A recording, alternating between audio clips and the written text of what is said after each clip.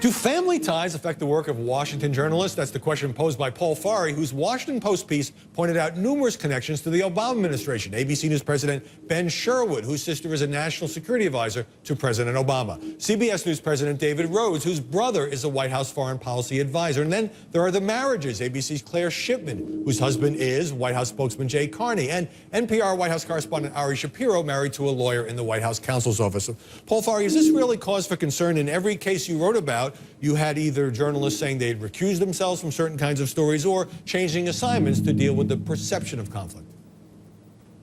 Yeah, I think it's definitely a perception of conflict, but whether you can prove an actual conflict is really not obvious to me. And I really would like anybody who suggests otherwise to come forward with some kind of evidence to say, aha, you're pulling your punch, or you're not covering something, or you're favoring somebody because of a relationship. And it does not appear to be the case that that has happened. The only thing that critics can point to is the fact of the coincidence, the fact of the connection, rather than the actual work that was in some way changed to favor a relative. Right. Lynn Sweet, is it fair to cast aspersions, for example, on the presidents of CBS News or ABC News because they happen to have siblings who work for the administration? No, it's not fair to cast aspersions on that. We could find other things where it might be whatever their coverage policies what are. What about marriages? So, for example, Farhi reports that the CNN Deputy Washington Bureau Chief Virginia Mosley overlapped for a couple of months with her husband's stint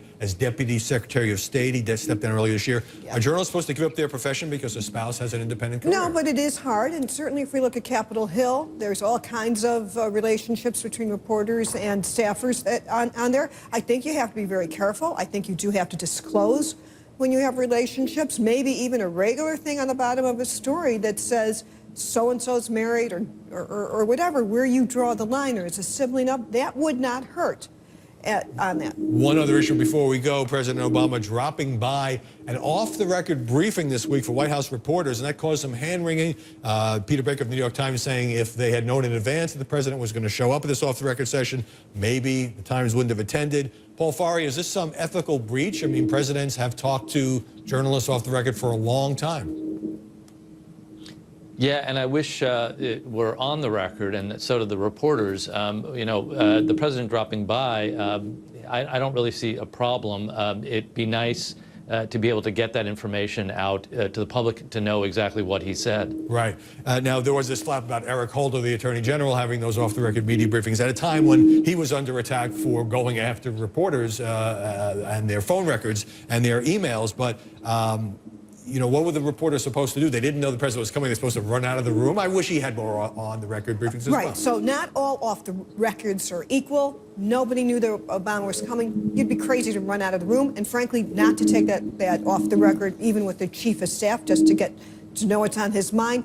Eric Holder, different story. He should have just met with bureau chiefs or the academics or whoever, or the news organizations, to make policy. Different than meeting with reporters who write about policy. All right. Lynn Sweet and Paul Farhi, thanks very much for stopping by this Sunday morning.